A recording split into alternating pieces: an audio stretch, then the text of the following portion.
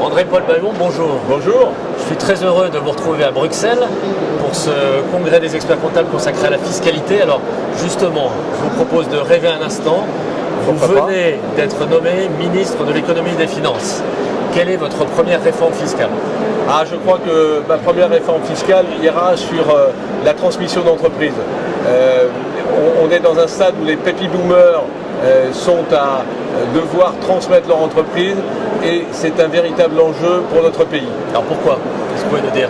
Alors, c'est un enjeu pour notre pays parce que les cessions d'entreprise, si elles ne sont pas bien faites, c'est une perte d'emplois en ligne. On estime à 80 à 100 000 emplois par an si les entreprises se cèdent mal. Donc il faut faciliter cet élément et il faut vraisemblablement réformer immédiatement ce qui a été pris il n'y a pas très longtemps sur la loi Hamon.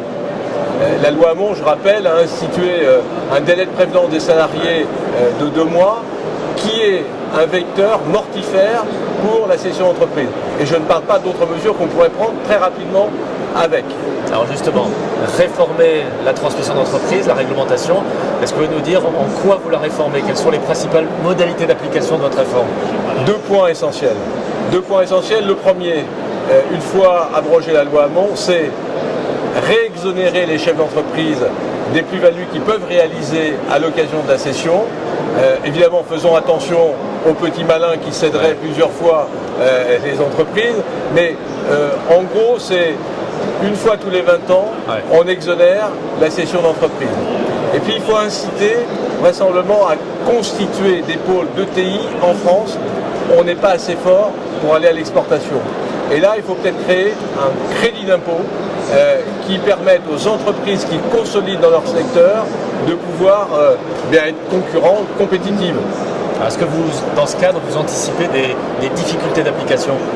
Alors les difficultés d'application, sur le premier point, si on fait une limite tous les 20 ans, peu de difficultés. Le législateur, dans sa grande sagesse, saura définir les conditions. Ça deviendrait plus simple en plus. Ça deviendrait plus simple.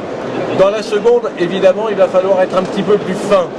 Parce que consolider dans son secteur, obtenir un crédit d'impôt, on peut très très rapidement avoir une dérive de ce point de vue-là. Donc il faudra qu'on soit très observateur de ce qui doit se faire par rapport à l'aménagement du territoire, par rapport à la dynamique vis-à-vis de l'exportation, par rapport aux secteurs qui sont porteurs pour l'économie française.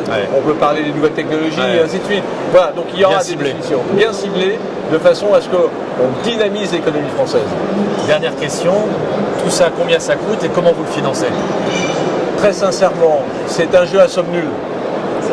Si on exonère les chefs d'entreprise de leur plus-value, ils vont rester en France et ils vont réinvestir en France sur des entreprises françaises pour développer l'économie. Si on crée un crédit d'impôt au niveau des entreprises pour consolider leur secteur, elles vont développer en France, elles vont apporter à l'économie par leur imposition propre, l'impôt société, la CFE. Donc c'est un jeu à somme nulle.